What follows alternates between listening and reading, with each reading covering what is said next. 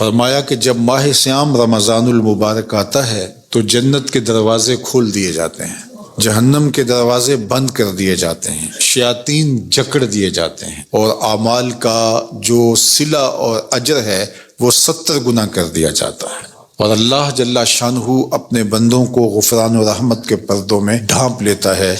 تو یہ مہینہ آتش دوزخ سے نجات کا مہینہ ہے۔ ماہ سیام رمضان المبارک اس اعتبار سے بھی بہت اہمیت کا حامل ہے کہ اس مہینے میں قرآن مجید کا نزول ہوا ہے، اس لیے اس مہینے میں کثرت کے ساتھ قرآن مجید کی تلاوت کی ترغیب دی گئی ہے۔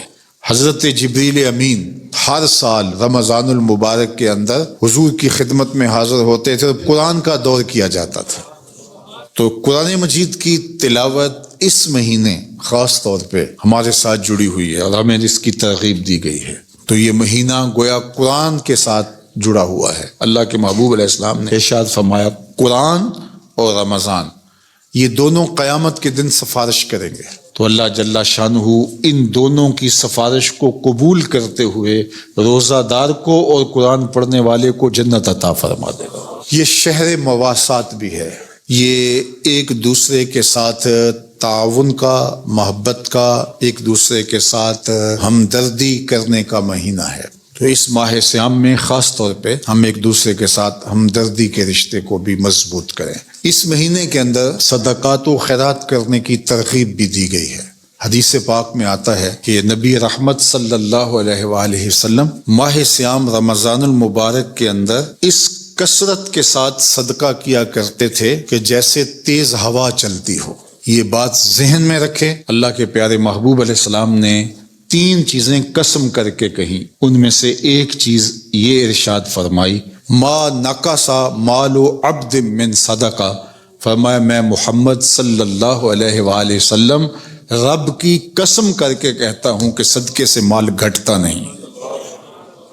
اس لیے کثرت کے ساتھ صدقہ و خیرات کیجئے، یہ مال کے اضافے کا سبب ہے اور یہ گناہوں کی بخشش و مغفرت کا ذریعہ ہے۔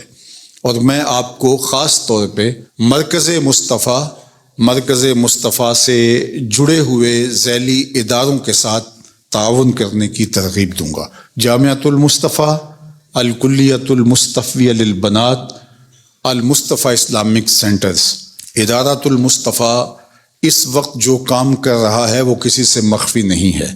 تو میں آپ سے کہوں گا کہ ادارۃ المصطفیٰ کا ہمہ جہت کام آپ کے سامنے ہے۔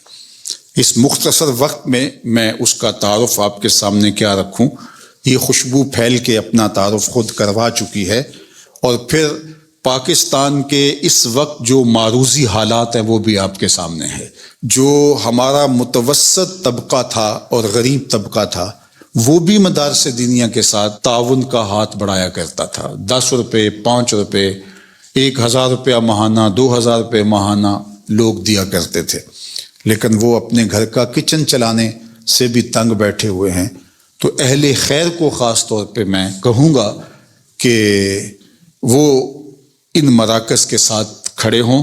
ہر ماہ کروڑوں روپے کی خطی رقم درکار ہوتی ہے، تو ان اداروں کی نہ کوئی فیکٹریاں ہوتی ہیں اور نہ ہی کوئی ہمارے پاس جمع شدہ سرمایہ ہوتا ہے کہ مشکل حالات میں وہاں سے نکال کر کے ہم اس کو استعمال میں لے آئیں۔ جو جمع ہوتے ہیں وہ ساتھ ساتھ لگ رہے ہوتے ہیں، تو تھوڑا سا تعطل بھی ان کے نظم کے روکنے کا سبب بن سکتا ہے۔ روٹین کے اخراجات بھی ہیں اور تعمیراتی مراحل بھی ہیں اور دیگر پائپ لائن میں ہمارے منصوبہ جات بھی ہیں، تو ان سارے منصوبہ جات کی بھی وقت کے ساتھ ساتھ تکمیل کرنی ہے۔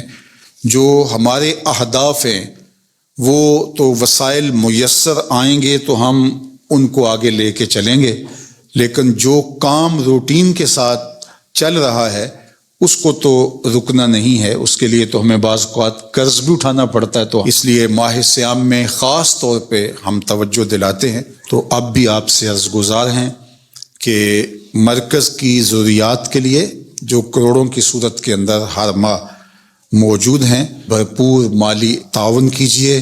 آپ دعا کیجئے کہ اللہ ایسے رجال خیر اور ایسے مخیر لوگ ادارہ کو عطا کریں جو ذمہ داریوں کو اپنی ذمہ داری سمجھے۔ حضرت مجدد الفسانی علیہ رحمہ مکتوبات میں فرماتے ہیں، ایک دانگ اعانت دین میں خرچ کرنا، دانگ اس دور کا سکہ تھا، اس دور میں یوں سمجھ لیجئے گا ایک پیسہ راہ دین میں اعانت دین میں خرچ کرنا دیگر مدات میں لاکھوں روپے خرچ کرنے سے افضل اور بہتر ہے۔ تو اس لیے میں آپ سے تاکید کر رہا ہوں کہ ماہ صیام کی جلوہ گری ہے تو آپ بھرپور انداز سے ادارے کے ساتھ تعاون کیجئے۔ اللہ آپ کو دنیا آخرت میں بہتر اجر نصیب فرمائے۔